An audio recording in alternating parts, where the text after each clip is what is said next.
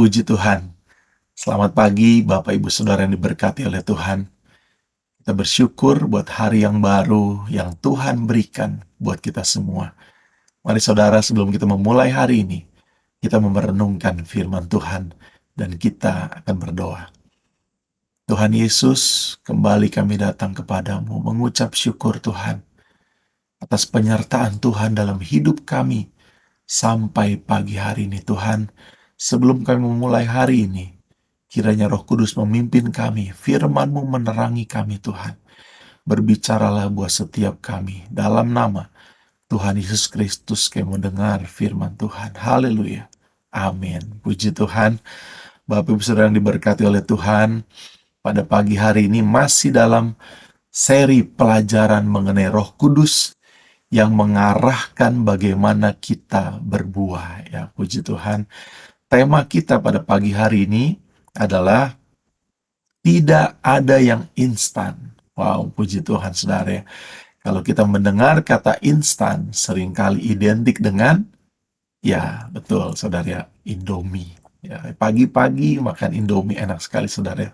Boleh saudara sambil mendengarkan firman Tuhan, sebelum engkau memulai aktivitas, kita sarapan dulu bersama dengan Tuhan. Sebelum makan Indomie, kita mau menikmati berkat Tuhan melalui firman Tuhan, makanan rohani yang terdapat dalam Lukas 9 ayat 46 mengatakan, maka timbullah pertengkaran. Wow, pagi-pagi udah bertengkar saudara di antara murid-murid Yesus tentang siapakah yang terbesar di antara mereka. Sekali lagi saudara ya, Lukas 9 ayat 46 mengatakan, maka timbullah pertengkaran di antara murid-murid Yesus tentang siapakah yang terbesar di antara mereka. Ya, mengapa murid-murid bertanya siapakah yang terbesar?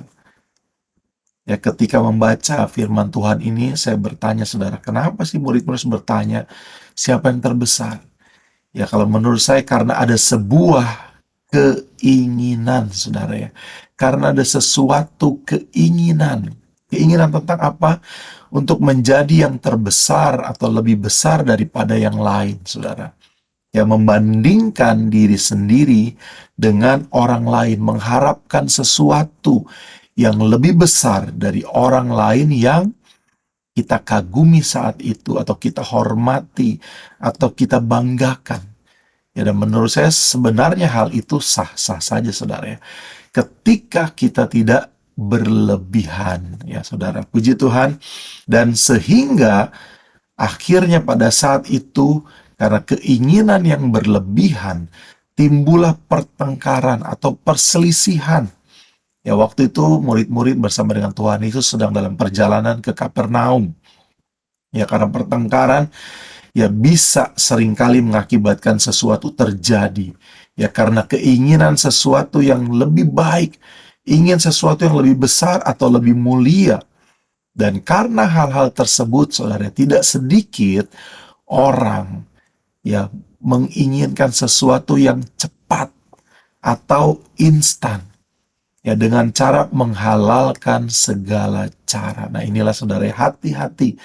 Karena sesuatu yang instan, kita seringkali menghalalkan, mensahkan segala sesuatu. Karena itu hati-hati dan waspadalah. Ya, pada saat itu faktanya saudara, peristiwa tersebut, perselisihan itu terjadi di antara murid-murid Yesus, bukan orang lain, tapi sesama murid-murid, sesama anak Tuhan, bisa terjadi perselisihan. Ya, saat ini mengingatkan kita bahwa sangat mungkin perselisihan itu terjadi, perpecahan bisa terjadi dalam tubuh Kristus. Maka kita harus menjadi pribadi yang dewasa, saudara, belajar untuk terus berbuah dalam Tuhan. Terus kita mengenal akan kehendak Tuhan dalam hidup kita. Ya, nah dalam peristiwa ini apa yang sebenarnya Yesus rindukan? Kalau kita membaca dalam ayat berikutnya, Tuhan Yesus mengambil contoh seorang anak kecil, saudara ya. Dalam Lukas 9 ayat 48 mengatakan, dan berkata kepada mereka, Tuhan berkata kepada mereka, barang siapa menyambut anak ini dalam namaku, ia menyambut aku. Dan barang siapa menyambut aku, ia menyambut dia yang mengutus aku. Karena yang terkecil di antara kamu sekalian, dialah yang terbesar. Beberapa kali kata menyambut diucapkan dalam ayat ini, saudara. Menjadi perhatian kita, ya, bagaimana kita harus dalam keadaan yang selalu siap menyambut Tuhan kita. Bagaimana caranya saat ini, saudara, ya? Menjadi perenungan kita bahwa caranya adalah kita memikul salib kita setiap hari, saudara. Dan mengikut Yesus dengan setia. Bukan sesuatu yang mudah, bukan sesuatu yang gampang, saudara, ya. Untuk kita bisa setia mengikut Tuhan setiap hari dan taat akan firman-Nya. Memikul salibnya, ya, dan bertobat, merendahkan diri, menjadi pelayan satu dengan yang lainnya.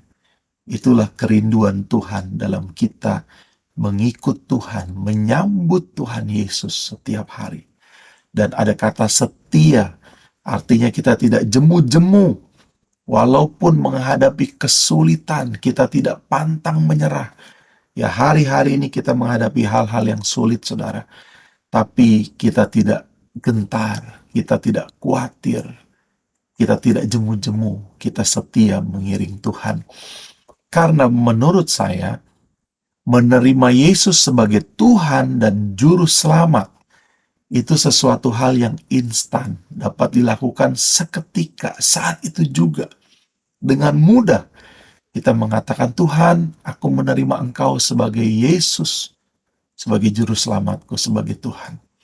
Tapi ketika kita menyambut Yesus sebagai Tuhan, itu memerlukan effort, saudara, memerlukan konsistensi, persisten yang luar biasa dalam hidup kita yang terus-menerus. Inilah yang membuat kita akan terus bertumbuh dalam Tuhan. Jadi bukan sesuatu yang instan, saudara. Kita memerlukan proses dalam kita menyambut Tuhan. Puji nama Tuhan. Ya, dan Tuhan mengatakan, jika kita tidak menjadi lemah, kita akan berbuah manis bagi Tuhan kita. Kita juga bisa membaca saat pagi hari ini merenungkan firman Tuhan dari Matius 25. Beberapa contoh di mana ada 3 perikop di sana. Saya tidak bacakan, saudara. Saudara bisa membaca selanjutnya, di mana 3 perikop itu berbicara mengenai perumpamaan mengenai gadis yang bijaksana dan yang bodoh. Perumpamaan juga mengenai talenta, dan perikop mengenai penghakiman yang terakhir. Saudara bisa baca Matius 25, itu mengingatkan kita untuk selalu berproses dalam Tuhan, bersama dengan Tuhan. Tidak ada yang instan, saudara, ya. Kiranya Roh Kudus yang akan memampukan kita untuk tetap setia memikul salib kita masing-masing setiap hari dan melayani Tuhan dengan taat sampai akhir hayat kita, saudara. Sampai waktunya tiba, Tuhan berkata, berjumpa dengan kita, "Sabaslah, hai hambaku yang baik dan setia. Masuklah dalam kebahagiaan Tuhanmu bersama dengan Yesus." Puji Tuhan. Itu menjadi kerinduan kita, bukan? Sebagai anak-anak Tuhan, dalam tujuan akhir kita, berjumpa dengan Allah kita, Tuhan kita.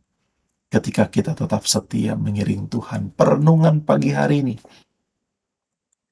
Sudahkah kita setia, sabar, berkorban, taat dalam proses pengiringan kita kepada Tuhan hari-hari ini?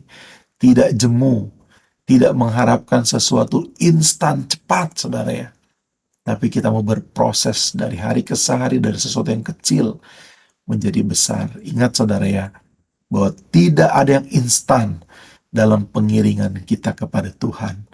Apalagi kalau kita mau terus berbuah bagi Tuhan.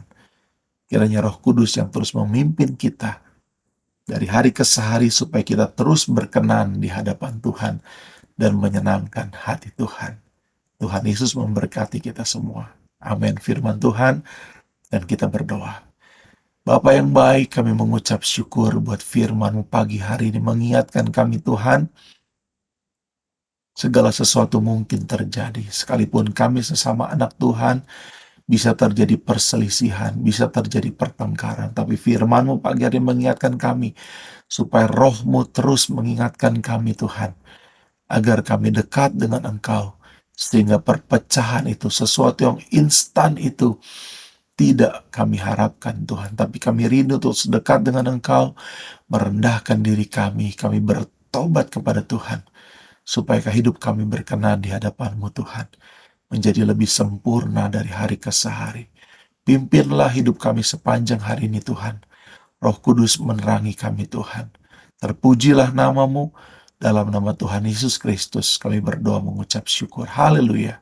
Amin. Puji Tuhan. Tuhan Yesus memberkati kita semua. Selamat beraktivitas. Tuhan Yesus baik. Haleluya.